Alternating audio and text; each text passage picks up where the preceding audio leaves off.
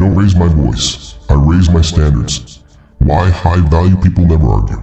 Look at me. I need you to understand something right now that's going to fundamentally change how you move through the world.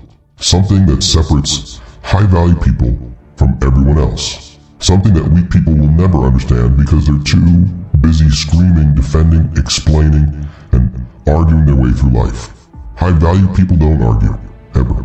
Not because they can't. Not because they're afraid of confrontation, but because arguing is beneath them. It's a waste of energy. It's an admission that you care what someone else thinks. And that caring, that need to be right, to be understood, to win the argument. That's the mark of someone with low self-worth. I don't raise my voice. I raise my standards. And when someone doesn't meet those standards, I don't argue with them about it. I don't try to convince them. I don't defend my position. I don't engage in verbal combat. I simply remove them from my life. Silently, permanently, without explanation. That's power. That's what high value looks like. That's what unshakable self-worth creates. And by the time we're done here, you're going to understand exactly why arguing is the lowest value behavior you can engage in, and what you should do instead. Stand here with me. Look around at the world. Everyone is arguing. On social media, at work, in relationships, with strangers on the internet. Everyone is desperately trying to be right, to be heard, to convince someone else that their perspective is correct. And what are they getting for all that effort? Nothing. Absolutely nothing except stress, wasted energy, and proof that they're controlled by other people's opinions. Because here's what arguing actually is. It's you caring too much about what someone else thinks. It's you needing them to understand you, agree with you, acknowledge that you're right. And that need, that desperate need for external validation, that's what weak people do. That's what people with low self-worth do. They need others to confirm their reality because they're not confident enough in it themselves. But high-value people, they don't need confirmation. They don't need agreement. They don't need anyone to understand or validate their perspective. They know what they know. They live by their standards. And if someone doesn't meet those standards, if someone doesn't understand or agree, that person is simply irrelevant, not worth arguing with, not worth the energy, not worth the time. This is going to make some of you uncomfortable because you've been taught that standing up for yourself means arguing, that defending your position is strength, that letting something go unchallenged is weakness. But all of that is backwards. All of that is programming designed to keep you reactive, controlled by others, constantly giving away your power through pointless verbal combat. I'm going to show you a different way. The way of high-value people who understand that true power is never having to argue. That real strength is in your standards, not your volume. That genuine self-worth makes defending yourself unnecessary because you're not seeking validation from anyone. This isn't about being passive. This isn't about letting people disrespect you. This is about understanding that engagement itself is often giving someone more than they deserve. That sometimes the most powerful response is no response. That walking away without a word is more devastating than any argument you could win. Let me start by destroying the myth that arguing is a sign of strength or self-respect. When you argue with someone, what are you actually doing? You're engaging with their reality. You're accepting their framework. You're agreeing that their opinion matters enough to warrant your time and energy defending against it. You're saying through your actions, what you think is important enough that I need to change it. But why? Why does their opinion matter? If you truly have high self-worth, if you truly know your value, if you truly are confident in your position, why would you need to convince anyone else? Their agreement or disagreement doesn't change the truth. It doesn't change your worth. It doesn't change reality. Think about it. Does a mountain argue with the wind? Does the ocean debate with the shore? Does a lion defend itself to sheep? No, because their nature is self-evident. Their power is inherent. They don't need to prove anything to anyone because what they are is undeniable. That's what you're cultivating. The sense of self so solid. A worth so inherent. A position so certain that arguing becomes absurd. Because arguing assumes the other person's opinion could somehow diminish or validate you. And if you're truly high value, neither is possible. When someone challenges you, questions you, disagrees with you, or disrespects you, and you immediately jump into argument mode, revealing something about yourself. You're revealing that their opinion affects you, that their words have power over you, that you need to defend yourself because somewhere deep down, you're not entirely certain of your position. But when you can hear criticism, disagreement, or even outright disrespect and remain completely unmoved, when you can listen to someone challenge your entire worldview and simply smile and walk away, that's power. That's self-worth. That's being untouchable. Because you're not deriving your worth from their agreement. You're not threatened by their disagreement. Their entire opinion of you is irrelevant to your sense of self. And that irrelevance, that complete detachment from needing their validation, that's what makes you high value. Now let me be clear about what high value actually means, because this term gets thrown around carelessly. High value doesn't mean you have money. It doesn't mean you're successful. It doesn't mean you're attractive or popular or influential. Those are outcomes that might correlate with being high value, but they're not the definition. High value means you have standards that you will not compromise. It means you know your worth and you will not accept less than you deserve. It means your time, energy, and presence are precious and you guard them fiercely. It means you are not desperate for anyone's approval, attention, or validation. High value is an internal state. It's self-worth that's so solid, so unshakable, so independent of external validation that nothing anyone says or does can diminish it. It's confidence that doesn't need to prove itself. It's power that doesn't need to be announced. And when you operate from that place, arguing becomes obsolete. Because arguing is always about trying to change someone's mind, trying to defend your position, trying to be understood or validated. But when you're truly high value, you don't need any of that. Your standards speak for themselves. Your actions demonstrate your worth. Your results prove your value. You don't need to convince anyone of anything because you're not seeking their approval. You don't need to defend yourself because you're not threatened by their attacks. You don't need to win arguments because you're not playing that game. Instead, you simply have standards, and people either meet them or they don't. And if they don't, they're removed from your life. Not with anger, not with argument, not with explanation. Just gone. Because you don't argue with people who don't meet your standards. You just stop giving them access to you. That's the fundamental shift I need you to understand. Low-value people argue. They engage. They defend. They explain. They try to convince. They waste enormous amounts of energy trying to change other people's minds or prove their worth. High-value people set standards and enforce them. Silently. Absolutely. Without negotiation. If you meet the standards, you have access. If you don't, you don't. Simple. Clean. No arguments necessary. Let me give you some concrete examples of how this plays out. Someone disrespects you. The low-value response is to argue, to defend your honor, to explain why they're wrong, to engage in verbal combat until they apologize or acknowledge their error. You might win the argument. You might force an apology. But what have you really gained? You spent your energy, elevated your stress, and demonstrated that their opinion of you matters enough to fight about. The high-value response? You register the disrespect. You note that this person doesn't meet your standards for how you allow people to treat you, and you remove them from your life. No argument, no explanation, no second chance. They're just gone. And if they ask why you don't engage, you don't explain, because explaining is arguing. And you don't argue with people who've already proven they don't respect your standards. Someone challenges your decision or questions your judgment. The low-value response is to defend it, to explain your reasoning, to convince them that you made the right choice, to seek their understanding or approval. You might win them over. You might get their agreement, but you've revealed that you needed it, that their validation matters. The high-value response? You made your decision based on your judgment and your standards. Their agreement or understanding is irrelevant, so you don't engage with the challenge. You don't defend the decision. You made it. That's the end of the discussion. If they don't understand or agree, that's their problem, not yours. You don't need to convince them of anything. Someone tries to pull you into drama or conflict. The low-value response is to engage, to defend yourself, to set the record straight, to make sure everyone knows your side. You get sucked into the drama. You waste energy on pointless conflict. You let someone else control your emotions and your time. The high-value response? You don't engage with drama. Period. Someone tries to start something with you, and you just don't participate. Not because you're afraid, not because you're weak, but because drama is beneath your standards. Your energy is too valuable to waste on petty conflict, so you simply don't engage.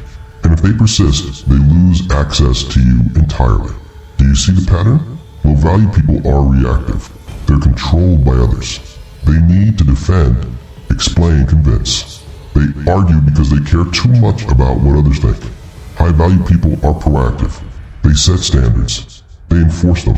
They're selective about who gets their energy.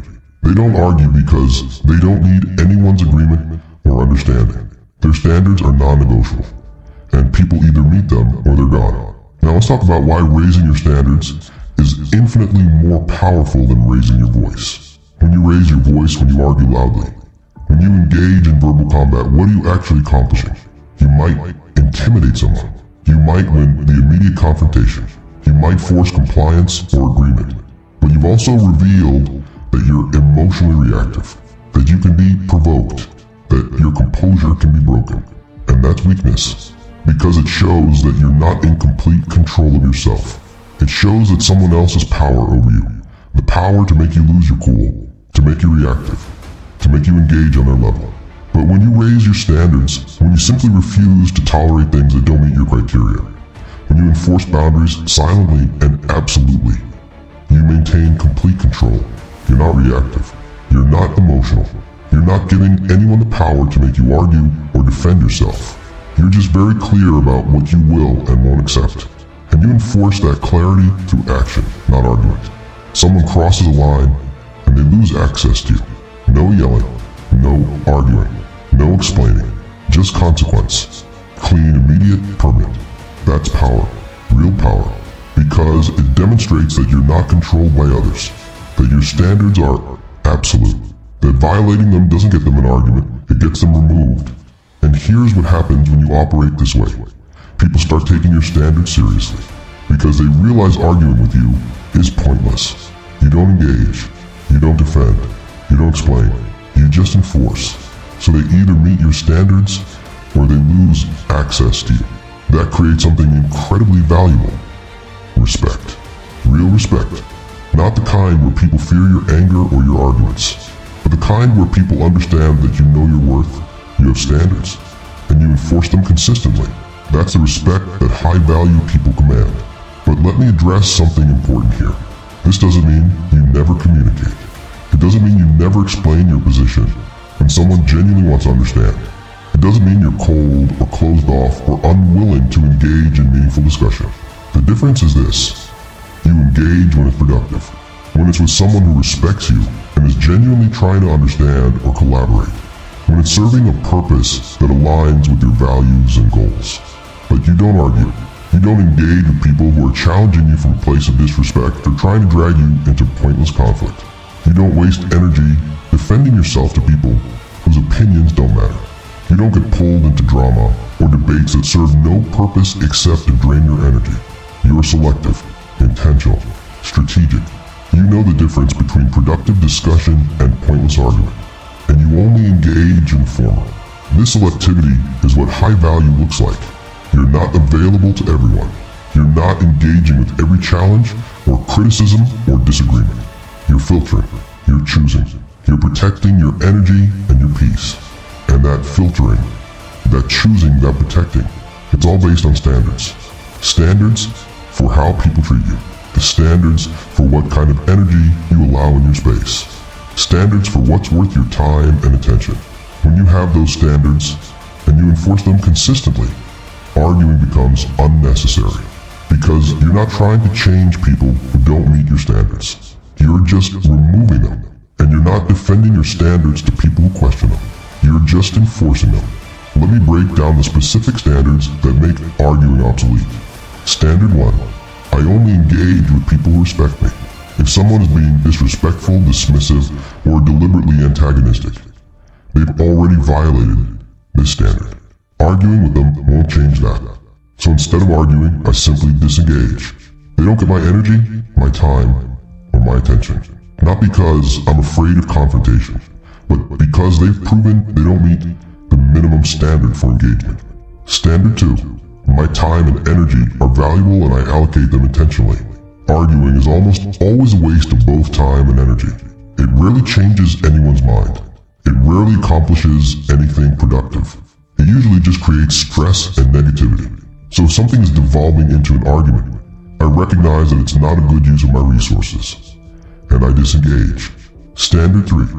I'm not responsible for making other people understand me.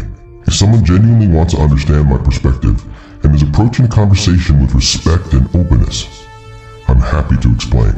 But if someone is challenging me from a closed or antagonistic position, it's not my job to convince them. I'm not responsible for their understanding or agreement, so I don't waste energy trying to create it. Standard 4. Drama and conflict don't exist in my life unless they serve purpose. Some conflict is necessary and productive. Standing up for your values. Defending people who can't defend themselves. Fighting for something important. That's purposeful conflict. But petty drama, ego battles, pointless arguments. Those don't serve any purpose except to drain your energy and lower your vibration. So they're not allowed in my life. I don't engage with them. Standard 5. Peace and composure are non-negotiable. I don't let anyone steal my peace. I don't let anyone make me lose my composure. If engaging with someone threatens either of those things, the engagement ends. Not because they won or because I'm running away, but because my peace is more important than winning an argument or proving a point. These standards create a filter. Most potential arguments don't even happen because they're filtered out before they can develop. Someone tries to bait you into an argument, and you recognize it doesn't meet your standards for engagement, so you don't engage.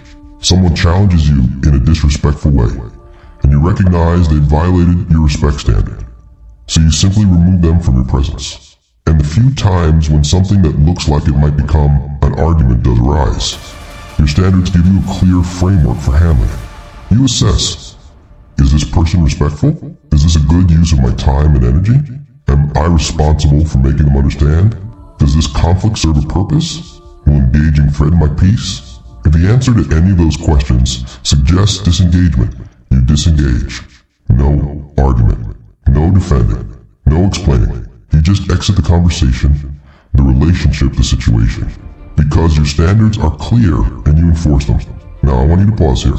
If what I'm saying is resonating, if you're starting to see how much energy you've been wasting on arguments, how much power you've been giving away by needing to defend yourself, I need to do something. Hit that like button right now. Not for me, but as a commitment to yourself that you're going to stop arguing and start raising your standards. Then drop a comment below.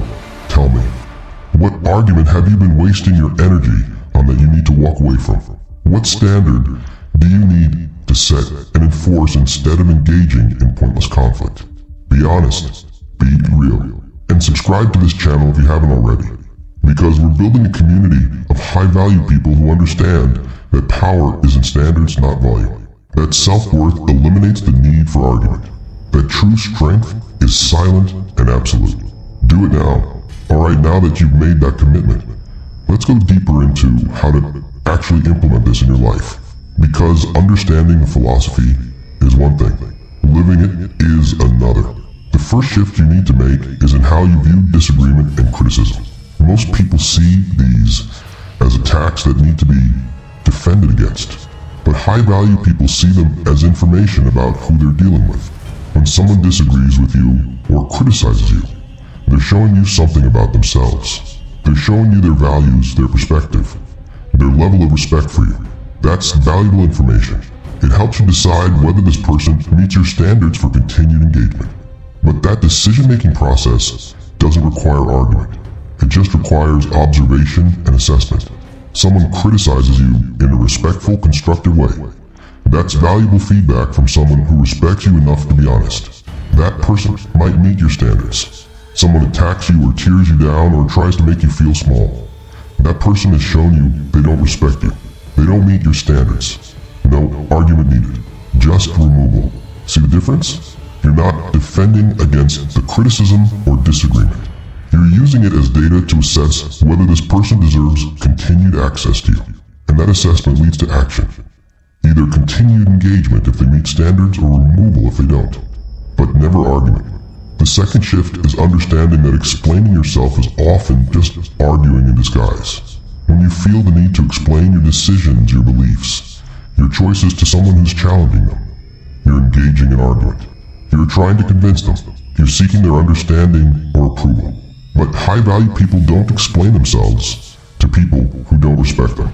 They don't justify their choices to people whose opinions don't matter. They don't defend their decisions to people who aren't owed an explanation. If someone genuinely needs information to understand something and they're asking respectfully, that's different. That's communication, not argument.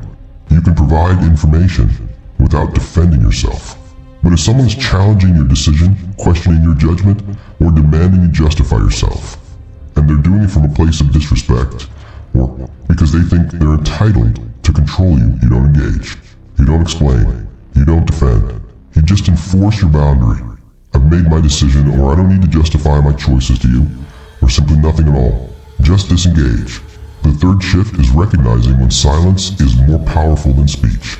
We live in a culture that valorizes having the last word, winning the argument, making sure everyone knows your side of the story. But that's ego.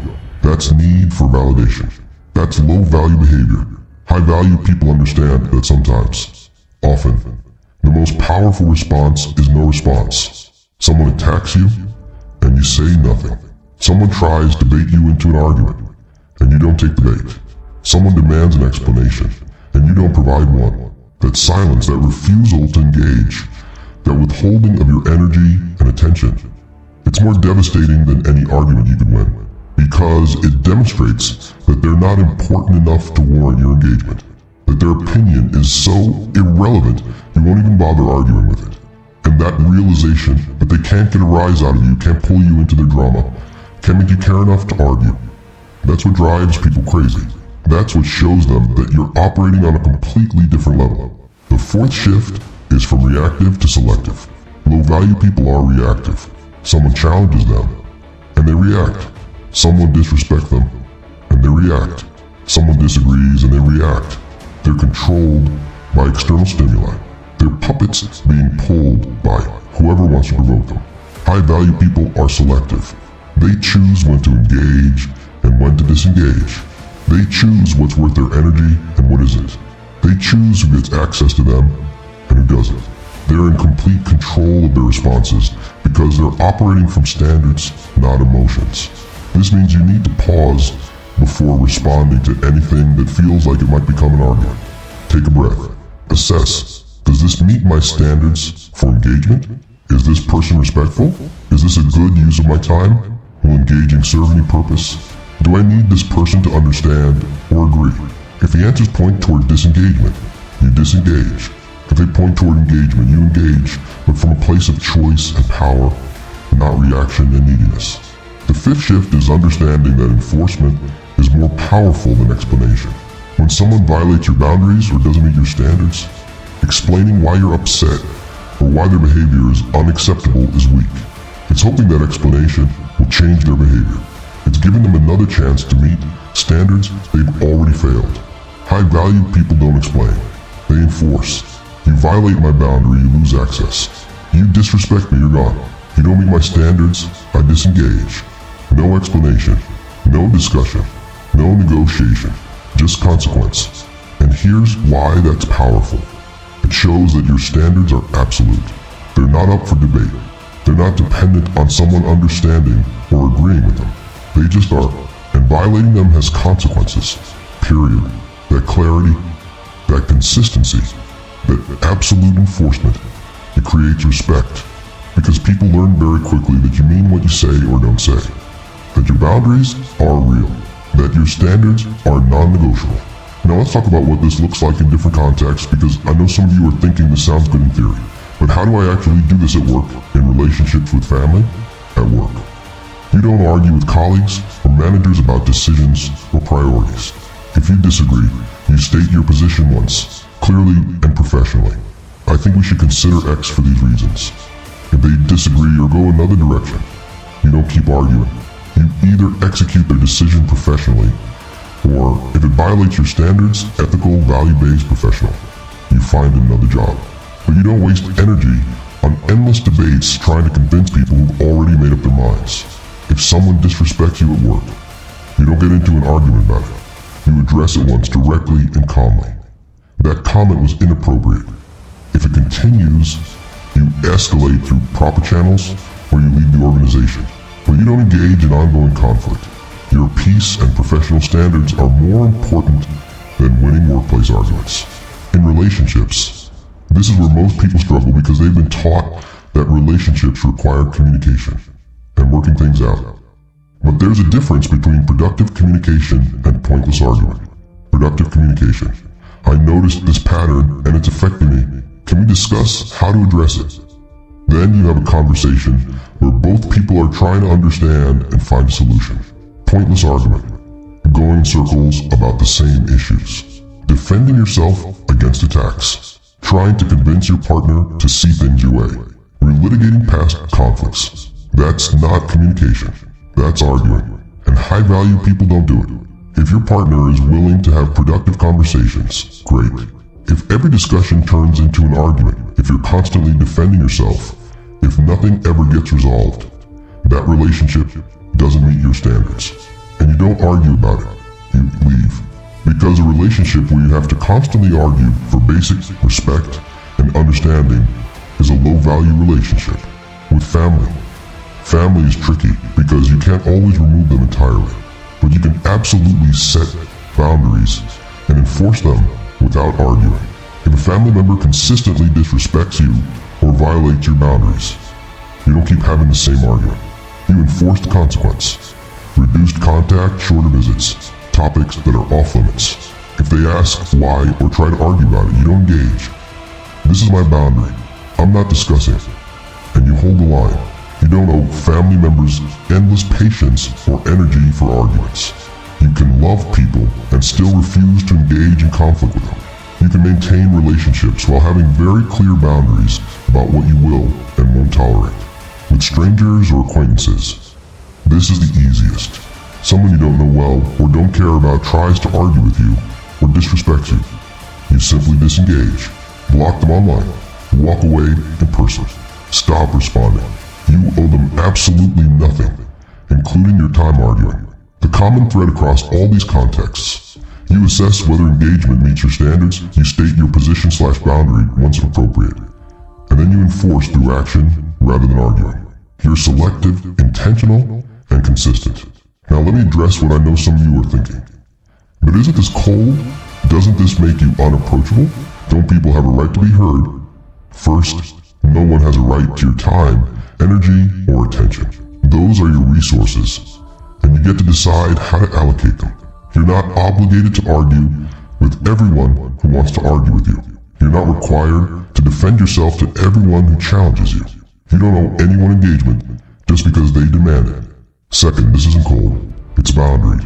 You can be warm, kind, generous, and loving to people who meet your standards while still refusing to engage in pointless conflict. You can be completely compassionate while also being completely unwilling to argue.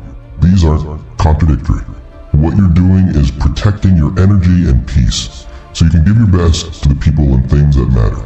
You can't do that if you're constantly drained by arguments with people who don't respect you or situations that serve no purpose. Third, being approachable doesn't mean being available for everyone's drama.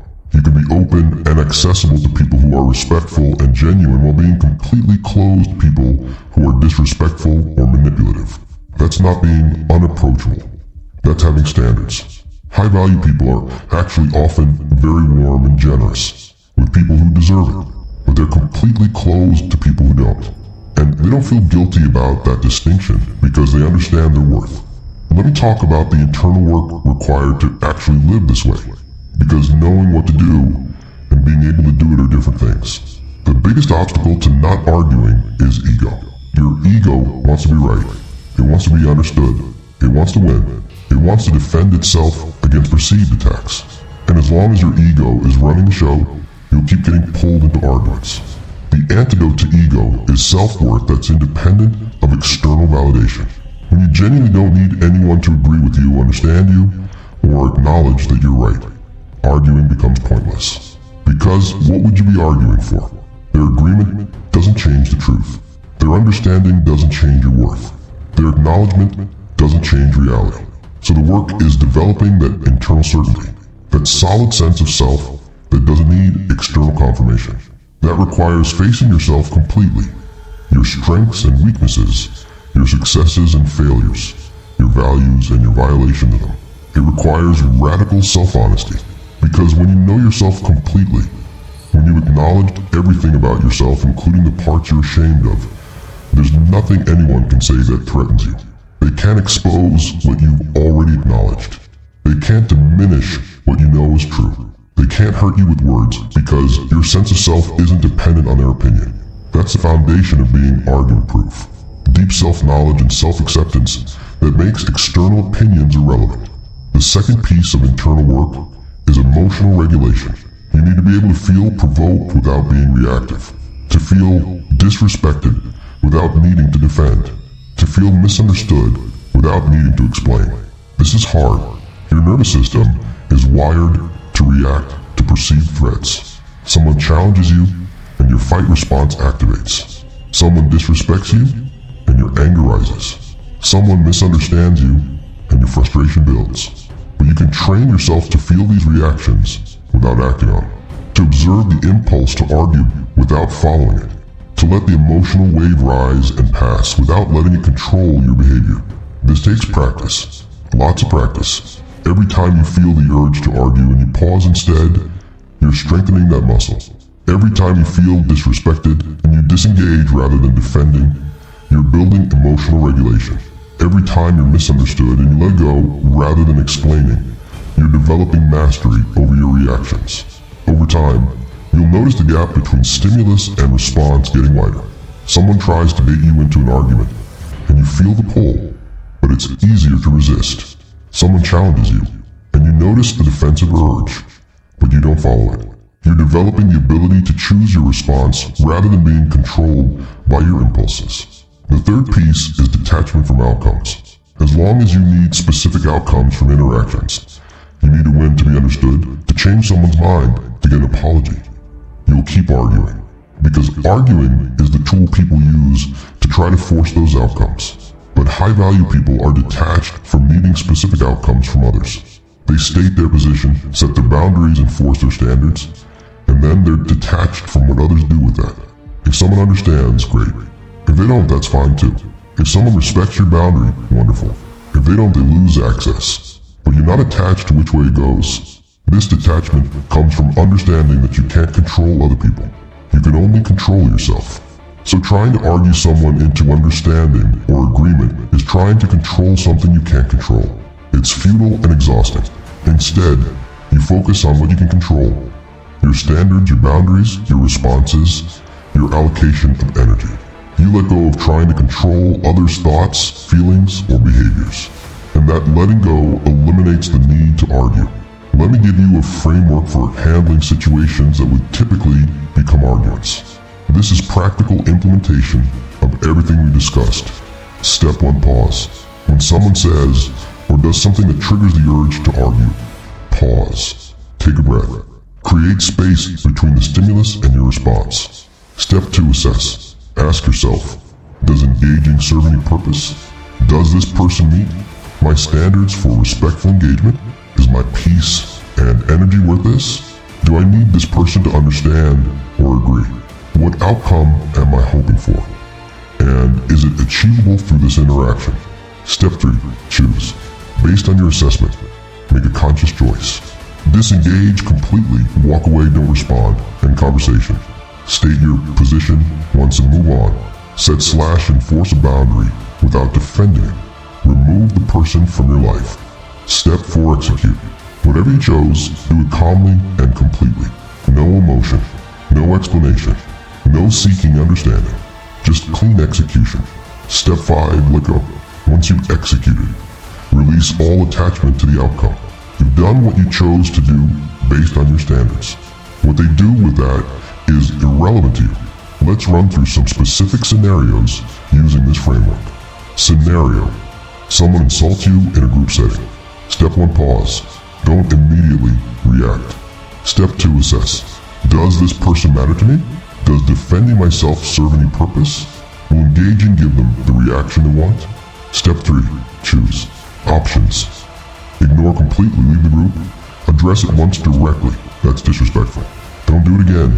Remove them from your life. Step 4. Execute. Whatever you chose, do it cleanly. If you chose to ignore, give zero reaction. If you chose to address it, state it once calmly and then move on. If you chose to leave or remove them, do it without explaining or arguing.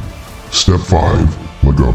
You've handled it according to your standards. Their response is irrelevant. Scenario. Your partner starts an argument about something you've already discussed. Step 1. Pause. Notice the pattern. This is a recurring argument. Step 2. Assess. Is this productive? Have previous arguments about this led to resolution? Is this a sign the relationship doesn't meet my standards?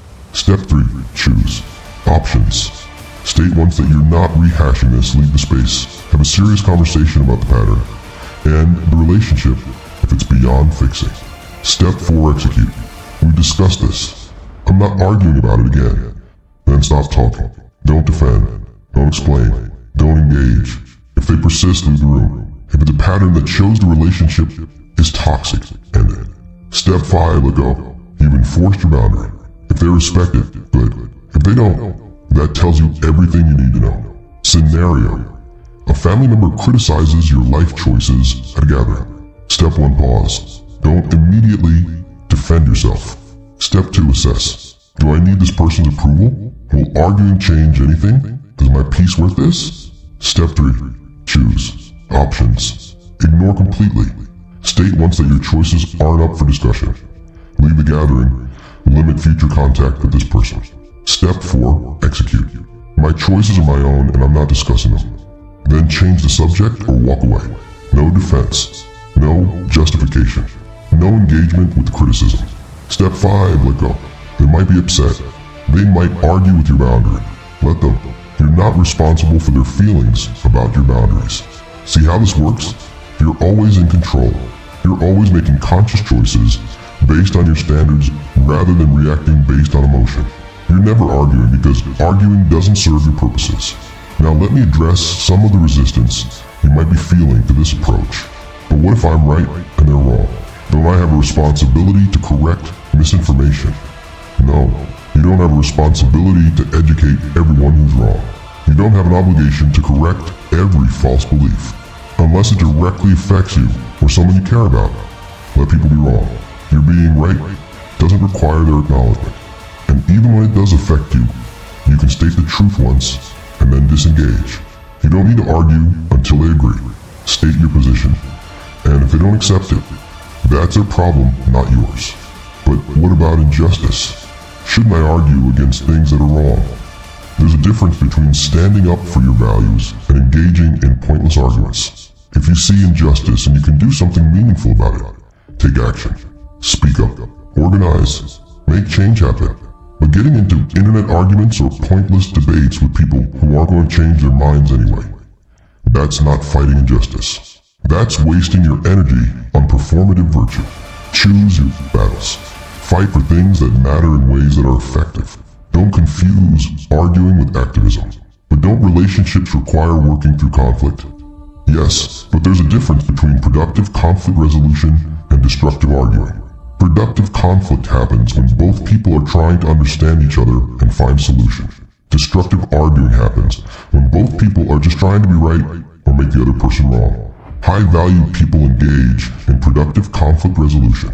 They don't engage in destructive arguing, and they know the difference. If a conflict isn't productive, if it's just the same argument recycled, if neither person is trying to actually resolve anything, they disengage. Because that's not conflict resolution.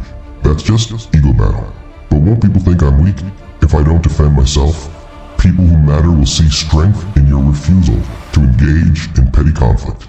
They'll see confidence in your ability to walk away from arguments. They'll see power in your non-reactivity. People who see it as weakness don't understand power. They think volume equals strength. They think having the last word equals winning. They think arguing equals standing up for yourself. But those people don't matter. Their opinion is based on a low-value understanding of strength. So whether they think you're weak is irrelevant. They're operating from a framework you've transcended. let me talk about the long-term effects of living this way, because this is where the real power becomes evident. When you consistently refuse to argue, when you consistently enforce your standards silently and absolutely, when you consistently choose your peace over winning arguments, things start to shift. First, the kind of people who thrive on drama and conflict start avoiding you. They learn that they can't get a rise out of you. They can't pull you into their chaos. They can't feed their drama addiction to you. So they stop trying. They go find easier targets. This is a blessing. You're automatically filtering out toxic people without having to actively screen everyone. Your refusal to engage in their games makes you unappealing to them. Second, the people who remain in your life are higher quality. They're people who respect boundaries. People who can engage in productive discussion without it devolving into argument. People who are secure enough that they don't need constant validation through debate. Your standards act as a filter, and over time, everyone who doesn't meet those standards filters out. What remains is a circle of people who are genuinely worthy of your time and energy. Third, you develop a reputation. People know you don't argue. They know you have standards. They know you enforce boundaries. And that reputation precedes you. People approach you differently. They're more careful, more respectful, because they know you won't tolerate anything less. This isn't about intimidation or fear. It's about respect. People respect that you know your worth and you protect it. And that respect changes how they interact with you. Fourth, your peace becomes unshakable. When you're not constantly engaging in arguments, when you're not letting people disturb your equilibrium, when you're not giving away your power through reactive conflict, your baseline state becomes calm, centered, grounded, and from that place of peace, you're more effective at everything. You make better decisions. You see more clearly. You respond more wisely. You create more powerfully. Peace isn't just pleasant, it's productive. Fifth, your energy is available for things that actually matter. Think about how much time and energy most people waste on arguments. Hours spent in pointless debates. Days consumed by conflict. Weeks lost to drama. When you reclaim all that time and energy, you can invest it in things that actually move your life forward. Your goals, your growth, your relationships with people who matter, your creative work, your impact.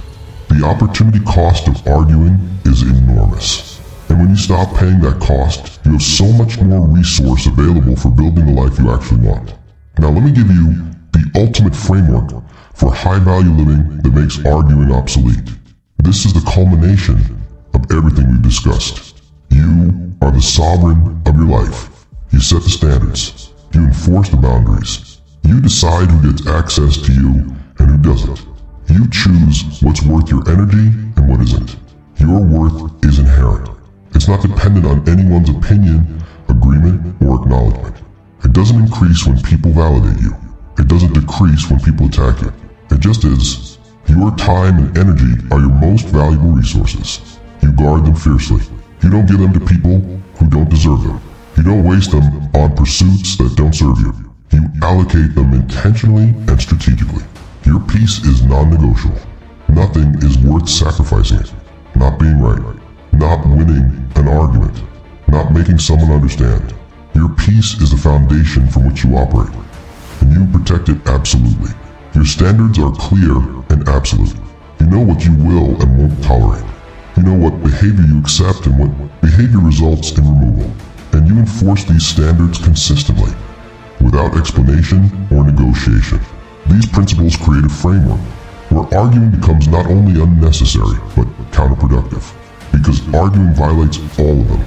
It gives your time and energy to people who don't deserve it. It sacrifices your peace for the sake of being right.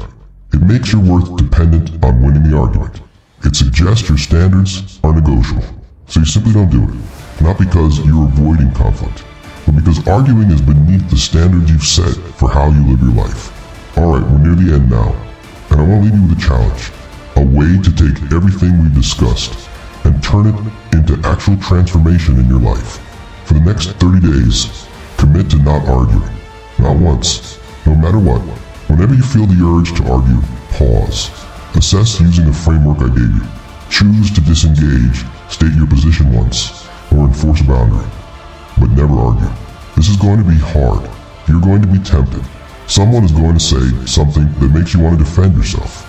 Something is going to happen that makes you want to be right. Someone is going to challenge you in a way that makes you want to fight back. But every time that happens, every time you feel that pull, pause. Remember, I don't raise my voice. I raise my standards, and then act accordingly. 30 days, no arguing. Just standards, just boundaries, just selective engagement based on what serves you and your peace. And watch what happens. Watch how your life changes when you stop giving away your power through pointless conflict. Watch how people's behavior toward you changes when they realize you won't engage in their drama. Watch how much more peaceful and productive your days become when you're not wasting energy on arguments. This isn't just about not arguing. It's about fundamentally shifting how you relate to yourself and others. It's about stepping into high-value living. It's about becoming someone whose worth is so undeniable, whose standards are so clear, whose peace is so protected that arguing becomes absurd. And at the end of those 30 days, you'll have proved to yourself that you don't need to argue to be strong, that you don't need to defend yourself to have worth, that you don't need to convince anyone of anything to live with integrity and power. You'll have developed a new default, a new way of moving through the world, a new identity as someone who simply doesn't argue because they're operating from a completely different framework. Before I let you go, I need 3 things from you. First, like this video if you're committing to the 30-day no arguing challenge. That like is your public declaration that you're raising your standards instead of your voice. Second, comment below with the situation where you most struggle with arguing. Where do you find yourself getting pulled into conflict? What boundary do you need to set instead? Be specific. Be honest. This community is built on real transformation, not surface-level motivation. And third, subscribe to this channel if you haven't already, because we're going deeper into the psychology of high-value living, self-worth, and silent power. This is just the beginning of your transformation from someone who argues to someone whose very presence commands respect. Subscribe now and commit to this path with us. Now go. Stop arguing. Start living according to standards that make arguing unnecessary. Become someone whose worth is so solid, whose boundaries are so clear, whose peace is so protected that you never need to raise your voice again, because you're too busy raising